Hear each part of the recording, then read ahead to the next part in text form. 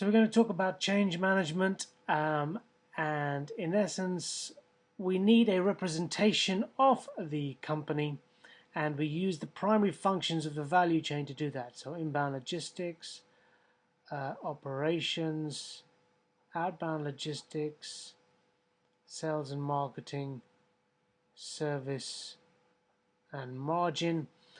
And this would be the current state, and what we do with change management is move that firm, organization, business unit, or company to a target state. This is the basis of your current state and your target state mapping.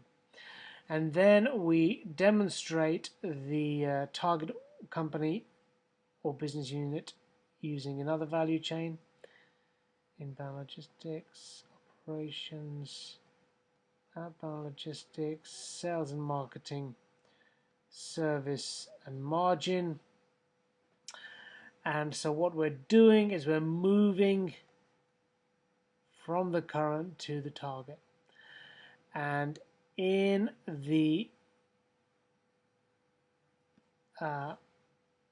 large set of video lessons which you can purchase from there, we show you some of the methods of moving from the current state to the target states. So more than 150 video lessons at valuechain.com, and that is a number one. That's not an L, that's a number one.